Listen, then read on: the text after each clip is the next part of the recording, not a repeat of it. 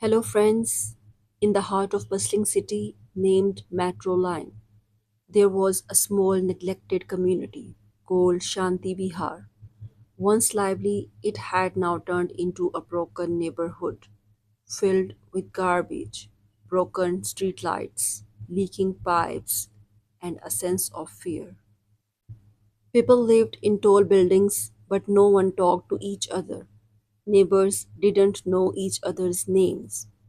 Children were not allowed to play outside because of the rising crime and theft. Everyone locked their doors and lived in silence. In flat number 402 lived a kind woman named Mrs. Shaheen, a retired school teacher. She had seen the area change from joyful to painful over the years.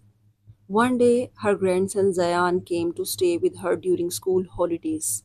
On his first evening there, he asked, Nani, why is no one outside? Why are the buildings dirty? Why does everyone look so sad? She replied with a sigh. Because, my child, people here have forgotten how to live together. A few days later, at midnight, a fire broke out in Building C. A small spark from a short circuit turned into a giant blaze. People screamed, children cried, and no one knew what to do. Most people were too afraid to help. Everyone waited for the fire brigade. But one young man, Ishan, from Building B, rushed out with buckets of water. He knocked every door, shouting, Come out! Help! There are people trapped. Mrs. Shaheen also came out and yelled, Form a line. Bring water, get blankets, don't wait. Suddenly, people began helping. Rohan from third floor brought buckets. Auntie Mira gave first aid. Teenagers formed a human chain. A doctor who lived alone offered emergency care. Together, they controlled the fire before it spread to other buildings. The next morning, everyone was tired but alive, and something was different. For the first time in years, they were talking, laughing, thanking, and caring. After the incident, a meeting was held in the community park. It was the first gathering in 10 years. Mrs. Shaheen stood up and spoke. Yesterday, we saved lives because we stood together. Imagine what we could do if we lived like that every day. A young girl, Pihu, raised her hand and said, Can we clean the playground? An uncle shouted, I can fix the street light. Another lady, let's start Sunday morning cleaning drives. And just like that, Project Shantivihar began. Sundays become cleanup days. Young men installed security cameras and fixed gates. People donated money to help poor families in their block. A WhatsApp group was formed, United Shantivihar. The neighborhood that once looked like a ghost town now echoed with life. Not everyone liked the change. Two shopkeepers, Mr. Patra and Mr. Irfan, had been enemies for 20 years because of a silly argument over a parking spot. They hadn't spoken in decades, but when the community faced a water shortage, everyone had to share resources. Mr. Irfan's water tank had extra. He quietly allowed Mr. Batra's building to use it. One evening, Mr. Batra came with sweets.